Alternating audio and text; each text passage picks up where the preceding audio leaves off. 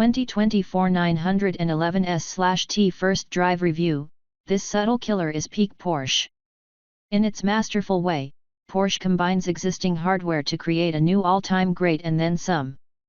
Porsche famously, or is it infamously at this point, builds near-infinite variants of the immortal 911. First come the expected flavors: the Carrera, Carrera S, GTS, Turbo, and Turbo S, plus a handful of AWD, Cabriolet, and Targa spin-offs. Andreas Preuninger and his Porsche GT division then deliver the racy 911 GT3 and doubly racy 911 GT3Rs. After the company checks off all of those jobs, it introduces niche offerings like the rally-ready 911 Dakar or the stripped-down Carrera T.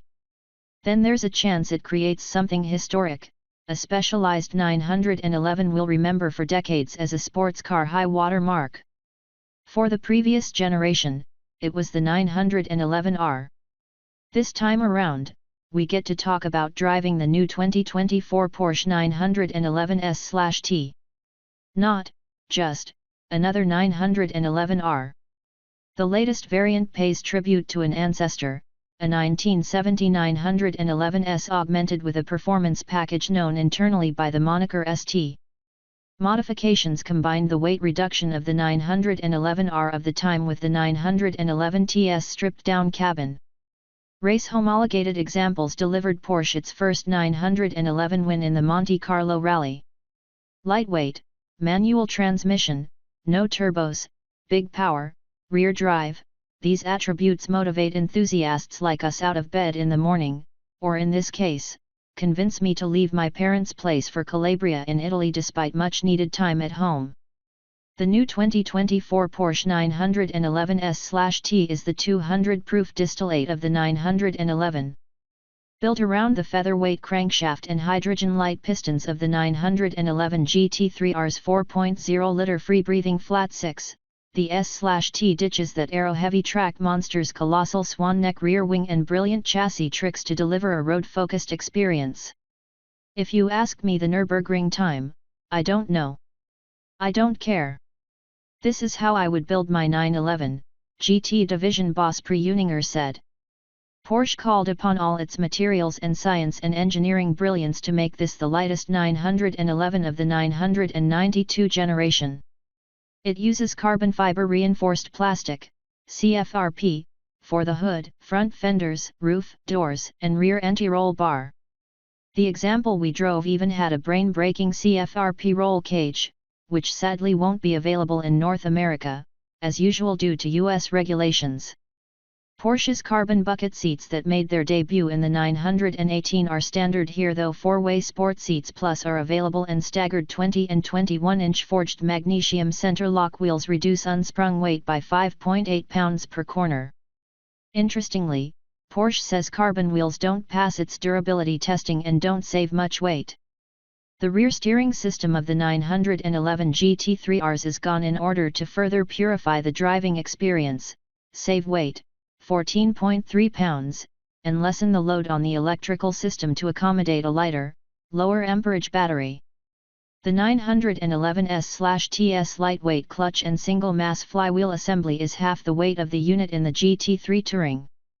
Factor in thinner glass, lighter carpets, less sound-deadening material, and standard carbon ceramic brakes, and Porsche lists the 911S/T at just 3,056 pounds at the curb, 84 pounds less than the lightest GT3 Touring and only 35 pounds more than the smaller 2016 911R.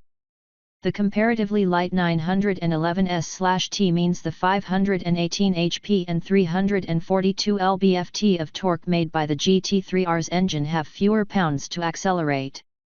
That output is measured at the crank, though. Preuninger figures the 4.0-liter delivers more power to the wheels here than in the R's track special thanks to the 911S/TS shorter ratio 6-speed manual. A superb time. Fall into the low, aggressively bolstered carbon buckets and prepare for something special. We listened to the gear linkage as we pushed the short throw shifter into first, depressed the surprisingly light clutch pedal, and twisted the start switch on the left, of course to awaken Flatcht's newest flat-six monster. NVH engineers would be horrified. Even at idle, the 2024 Porsche 911S/T is brash and buzzing. You hear the lightened clutch chatter, and breathing on the throttle catches you off guard in terms of how fast the phosphorus green tachometer leaps clockwise. Having the mass of the clutch and flywheel assembly means dropping its rotational inertia to just a third of what you'd experience in a GT3 Touring. The rate at which revs and decibels climb gives the impression the 911S/T should have a twist throttle. This powertrain feels more superbike than sports car. Porsche sent us away from the Calabrian coast inward toward the mountains on a series of coiled, narrow, Capellini back roads. Preuninger and company developed the car here after their days in the hills of Spain were cut short by angry officers chasing them in helicopters. Here in Italy, the cafe frequented by the Porsche folks for lunch happened to be owned by a local police chief who seemingly gave them a pass in exchange for a ride in the S/T. We're grateful he did. Throughout our couple hundred miles in Porsche's analog lightweight, the pared-down, small-diameter steering wheel was rarely straight for more than 100 feet as we calligraphed our way through Italian countryside.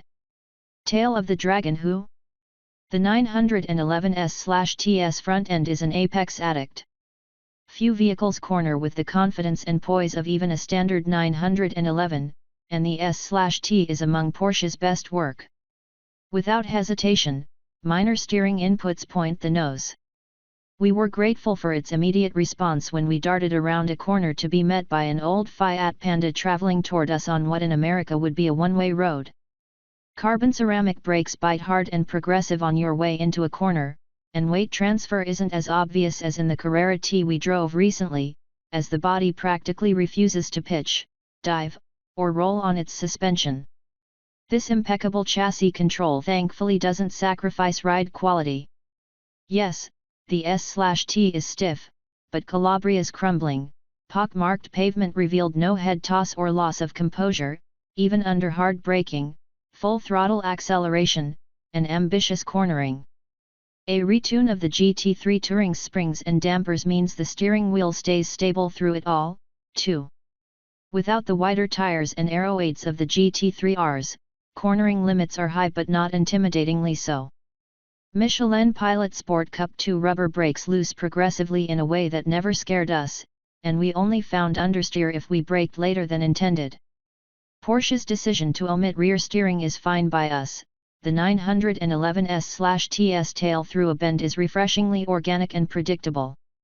Where the GT3 Touring supernaturally tightens its cornering radius like a world-class illusionist, the S/T feels more like a studied magician who's perfected their craft over decades. The polish is well earned. A 2-year development time doubles that of the 2016 911R, and Preuninger freed up his best chassis tuner to work on the S/T exclusively for a full 12 months. The multi-layered exhaust note builds from thrum to bell to shriek as you edge closer to the flat 6's mesospheric 9,000 RPM redline. You'll want to keep revs high, too, as exiting a corner with the Tach less than half its way around the range leaves you way off the R's engine's relatively modest torque peak. Porsche gave the S/T its 6-speed manual rather than the 7-speed offered in non-GT products, but gearing is 8% shorter than in the GT3 Touring. All those revs mean even with the revised gears, second gear tops out at 75 miles per hour and third crests 100 miles per hour. We wouldn't mind even tighter ratios, if only to indulge in the terrific engine note and the world-class transmission. Additionally, the shift lever is 0.4-inch stubbier, which means throws are about as long as those in an arcade racing machine, with gates so well defined they're near impossible to miss. Such an eager powertrain means blipping the gas for rev-matched downshifts requires just a pinky toe's worth of throttle pedal pressure. Hearing the flat 6 howl behind as you drop ratios for the next corner is sublime. Stupendous. The 2024 Porsche 911S/T is a car we'll remember until our last days.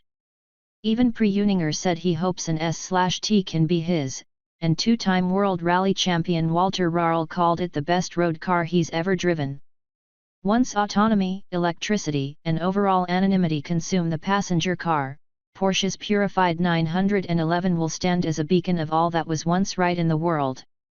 The good old days are right now, and saying we're happy to have been along for the ride is a gross understatement, to say the least.